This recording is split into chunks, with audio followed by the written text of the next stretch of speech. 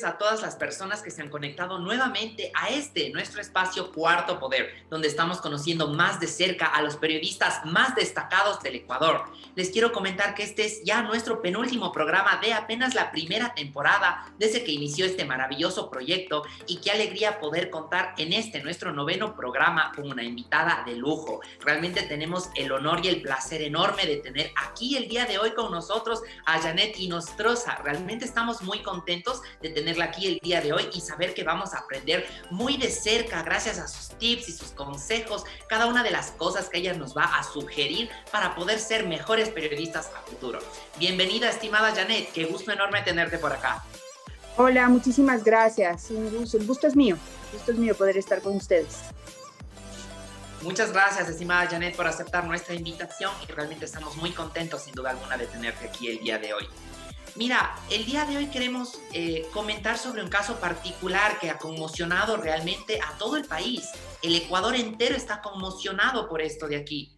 Dada la coyuntura con la lamentable noticia del asesinato del actor y presentador Efraín Ruales, ¿cuál es su apreciación con el tema de la seguridad de los periodistas al cubrir estos temas tan delicados relacionados con el crimen organizado, la corrupción y el abuso de poder en la política? Bueno, yo quisiera diferenciar algunos elementos. Eso es súper importante sobre todo para los periodistas que hacen investigación y que tienen acceso o deciden investigar temas como el que tú estás planteando. Yo creo que el asesinato de Efraín Ruales obviamente ha impactado en la sociedad, porque es una persona conocida, es una persona muy querida, de una u otra manera había calado en la vida de los ecuatorianos. Pero no podemos decir que es un crimen a un periodista, todavía no lo podemos decir, porque Efraín no era un periodista, Efraín era un presentador de un programa de entretenimiento. Segundo, no estaba haciendo ninguna investigación sobre un tema de corrupción o un tema de poder del gobierno. En este caso, pues algo se mencionó que tenía algo que ver con el tema de los medicamentos que fueron vendidos en pandemia. Hay que ser muy rigurosos y hay que ser muy precisos para no generalizar y mezclar cosas, porque eso no le hace bien a nadie, ¿sí? Mucho menos a un periodismo serio como el que sé que ustedes intentan hacer. Todavía no se conocen las circunstancias en las que ocurre este crimen, que como digo es atroz, es lamentable, es realmente algo que debemos rechazar todos los ecuatorianos, pero no lo podemos relacionar con un tema de corrupción hasta que las cosas no estén absolutamente claras o haya más claridad sobre el tema. Por el momento es un tema relacionado con la inseguridad que existe en nuestro país, con la presencia de grupos delincuenciales organizados, con la presencia de grupos delincuenciales que usan sicarios, porque lo que sí está claro es que fue un caso de sicariato. ¿Cuáles son las circunstancias en las que se dieron? ¿Cuáles son las causas en las que se dieron? Todavía no lo sabemos. Entonces no es bueno hacer conclusiones antes de saber realmente de qué se trató. Y este es un caso que sale a la luz pública o que impacta en la sociedad porque se trata de una persona conocida y querida, pero todos los días muere alguien, todos los días desaparece alguien, todos los días hay, de una u otra manera se producen circunstancias alrededor del crimen organizado en nuestro país. Ese es el tema, eso es lo que debe preocuparnos a los periodistas, es allí a donde tenemos que apuntar para poder saber qué es lo que está pasando en nuestro país. Claro que sí. Estimada Janet, nosotros hemos seguido muy de cerca su trabajo en lo que a periodismo de investigación se refiere. Y hubo un determinado tiempo en el que usted se retiró de la pantalla. ¿Esto tal vez tuvo que ver con algún tipo de amenazas referente al trabajo investigativo que usted realice en algún momento? Cuéntenos al respecto, por favor. Bueno, yo he vivido muchas épocas de amenazas. Yo me he retirado 2 veces de los medios. He pasado a trabajar en otro ámbito de la comunicación y ha sido principalmente no por amenazas de grupos organizados, sino por amenazas de un gobierno que se organiza para poder impedir que un periodista investigue o un periodista critique o un periodista que puede tener determinada influencia se manifieste, se exprese libremente. Yo relaciono todo lo que a mí me pasó con eso, más que con un crimen organizado. Yo no me he sentido amenazada por ese lado, afortunadamente. Pero el gobierno actuó como si fuera un grupo organizado, como actúan los grupos criminales de manera organizada, en donde abusan de su poder, en donde confabulan, manipulan y ponen a su servicio a la justicia, a la policía, a las autoridades, para que no se actúe correctamente, sino se actúe acorde a sus intereses y a sus planes, ¿no? A los planes que estén llevando a cabo en ese momento, lo cual obviamente es otro tipo de crimen. No sé si tan o más peligroso que el mismo crimen organizado, porque cuando tú no tienes alguien que desde lo más alto del poder respete las leyes, respete las reglas, respete la opinión, respete la libertad, respete la democracia, entonces eso quizás es mucho más peligroso que un grupo organizado actúe dentro de un Estado que está organizado, que respeta la democracia, que respeta el orden jurídico, etcétera. No sé si me explico así. Entonces, son igual situaciones complicadas en las que tiene que desarrollarse el periodismo, son situaciones complicadas en las que yo tuve que desarrollar mi trabajo y efectivamente tuve que retirarme 2 veces. La última vez, pues que lo pensé y al final decidí seguir adelante, porque no fueron circunstancias muy claras en las que recibí un sobrebomba en el canal, un sobre que lo abrí, que tenía un explosivo adentro, que si me hubieran querido matar o me hubieran querido hacer daño, lo hubieran podido hacer.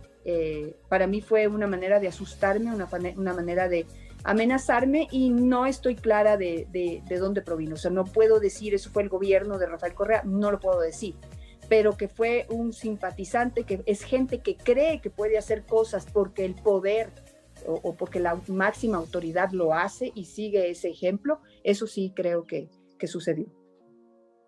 Estimada Janet, aquí hay un tema muy particular que es justamente a veces el obstáculo que se puede presentar ante el ejercicio periodístico de una persona. Y a veces esos obstáculos tienen 2 caminos. El uno es justamente retirarse y hacerse a un costado y el otro es poder continuar con más fuerza.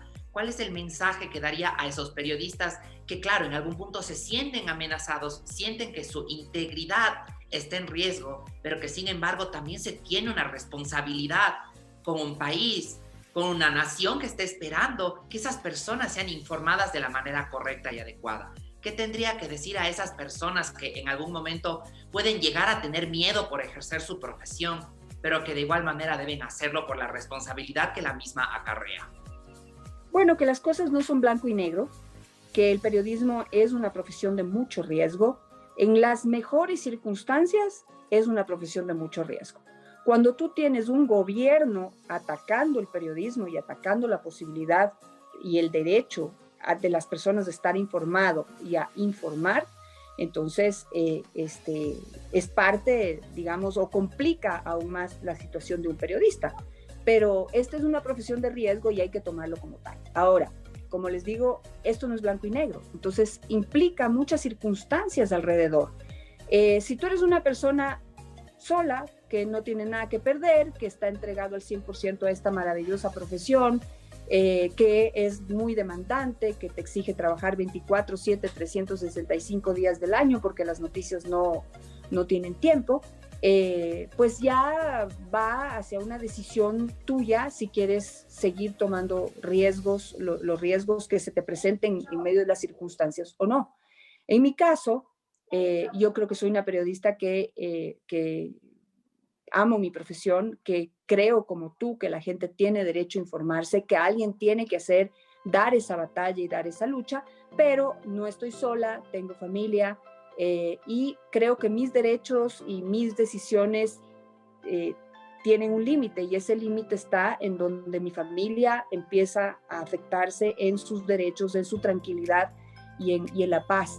que tienen derecho a tener. Nadie de mi familia es periodista, yo soy la única que soy periodista.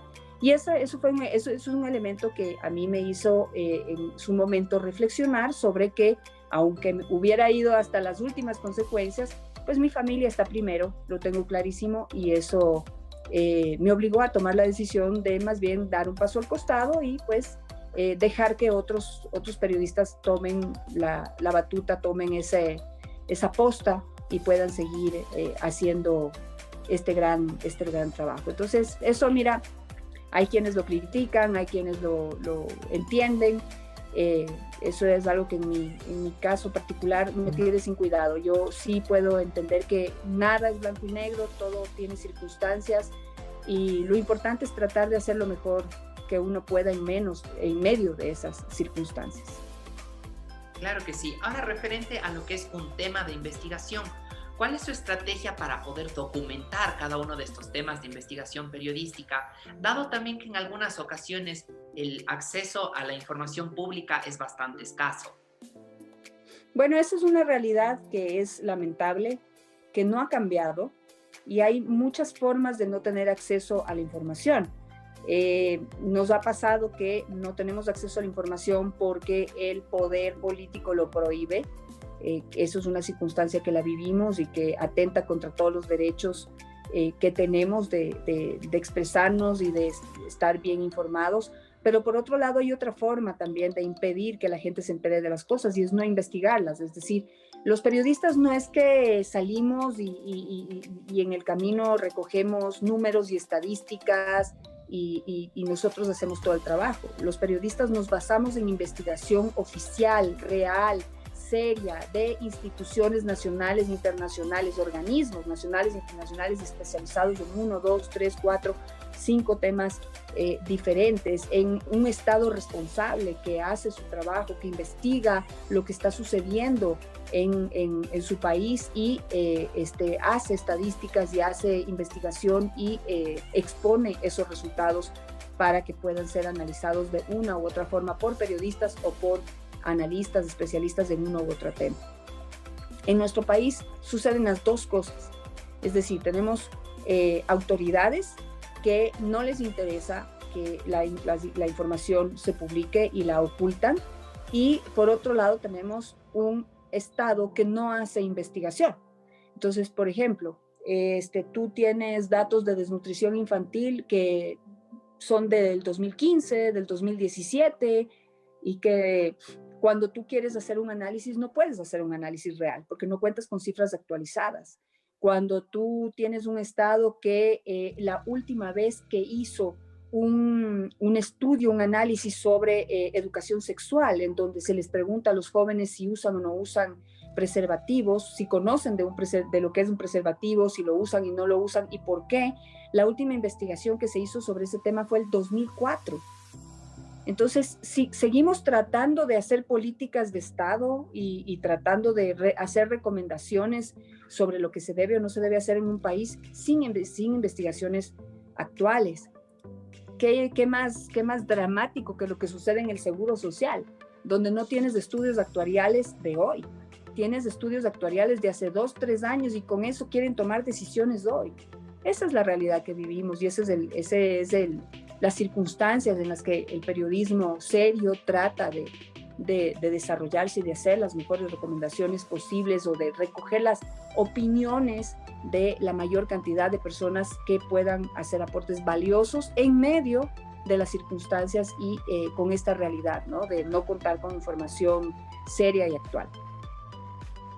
Y ahora, con respecto a lo que es la libertad de expresión, ¿usted considera que hay libertad de expresión con garantías para ejercer este derecho dentro del Ecuador?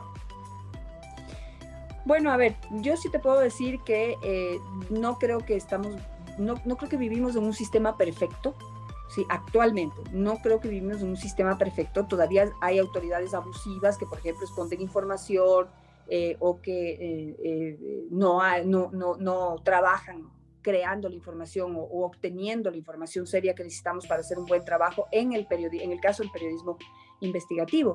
Pero yo creo que se pueden hacer cosas. Creo que eso me faltó en la respuesta anterior. Eso no debe ser un impedimento para que los periodistas hagamos cosas. Sobre esos datos, aunque no sean actualizados, sí podemos trabajar y sí podemos hacer cosas importantes, aportes importantes que sirven de orientación para la población.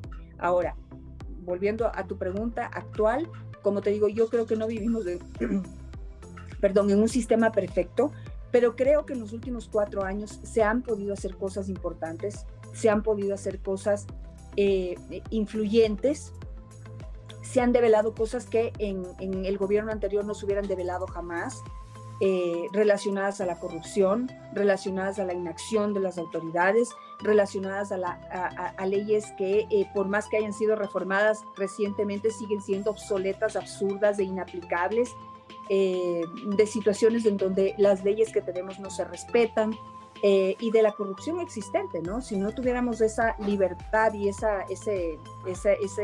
margen amplio de trabajo, pues no se hubieran podido conocer todos los horrores que se conocieron en la pandemia.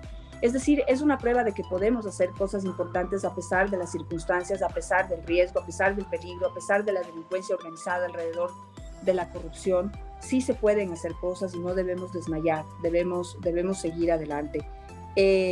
Ahora estamos frente a unas nuevas elecciones en donde debemos estar muy alertas, muy atentos. Tenemos, de lo que dicen, 2 opciones que podrían pasar a una segunda vuelta electoral, en donde la una, yo creo que quiere volver con el pasado y quiere volver a instaurar una situación en donde los periodistas no pueden hacer nada, no solo porque no hay información, porque no les interesa crear esa información y porque si la tienen les interesa ocultar esa información. No les interesa tener periodistas que puedan develar ningún tipo de caso, ni de corrupción, ni de situación social, ni de económica, ni política, ni nada.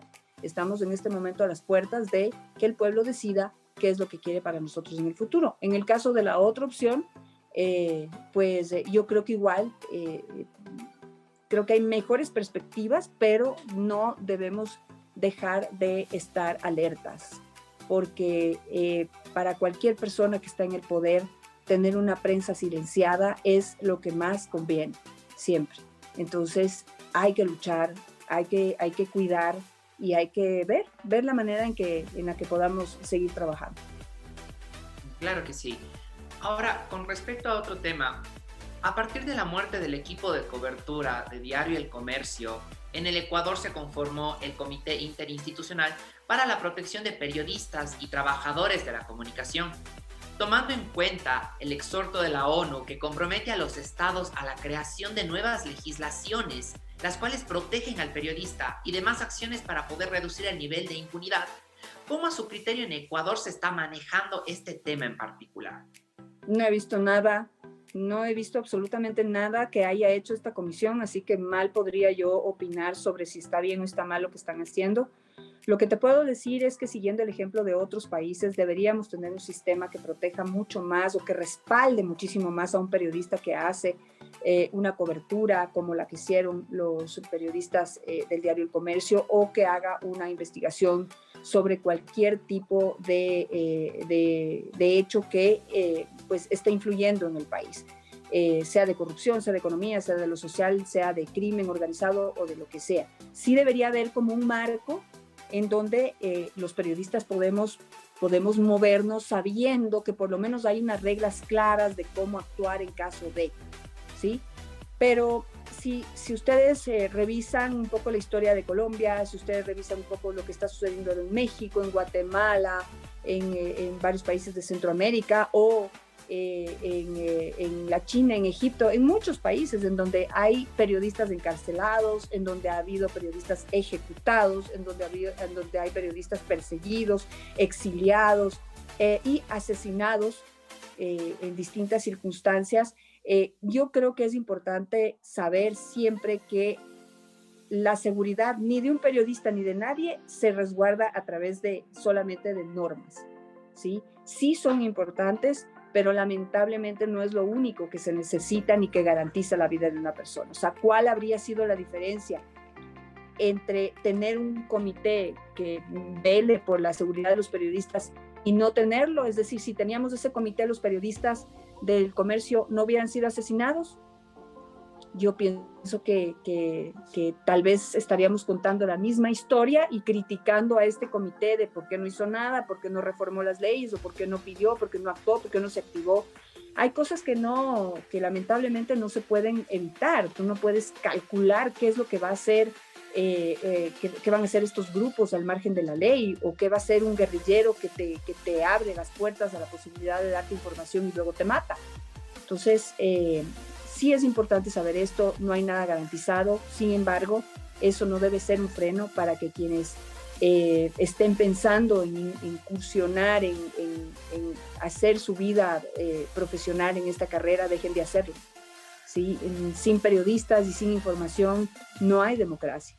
Es algo por lo que tenemos que seguir luchando, que no es fácil, sí, pero ¿qué es fácil? Nada es fácil, nada está dicho, nada es de blanco y negro, como lo dije hace un momento.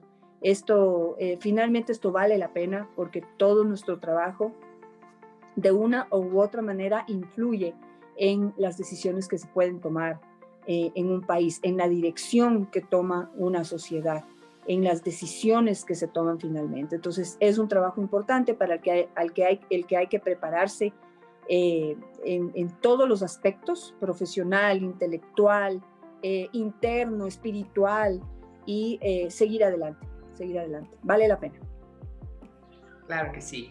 Para poder finalizar este maravilloso espacio del día de hoy, existen muchos periodistas que siguen muy de cerca carrera de periodistas destacados como su persona, porque somos la futura generación de periodistas que queremos inspirarnos en estos pasos que han sido el ejemplo del periodismo en Ecuador, que queremos poder lograr una carrera igual de brillante, igual de significativa como la que han logrado ustedes. ¿Cuál es ese mensaje para los futuros periodistas que van a ser los encargados de comunicar los sucesos del Ecuador a futuro, para que puedan hacerlo de la mejor manera y puedan tener una carrera sumamente brillante como la de ustedes? Bueno, pues como todas las profesiones, tomarse muy en serio este trabajo.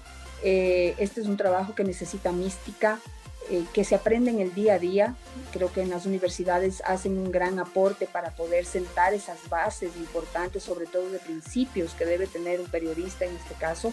Pero el periodismo se aprende en el día a día, se aprende en la calle, se aprende con la gente, se aprende viendo de cerca y viendo con tus propios ojos una realidad que te permite hacerte una idea sobre lo que sucede y sobre lo que se puede hacer frente a ese problema. Que no somos perfectos, que estamos expuestos a cometer errores como todo el mundo, así es. Sin embargo, un error, el momento que el periodista comete un error, sí tiene que estar consciente de que la influencia es mucho más grande y fuerte que cualquier error que cometa otro profesional.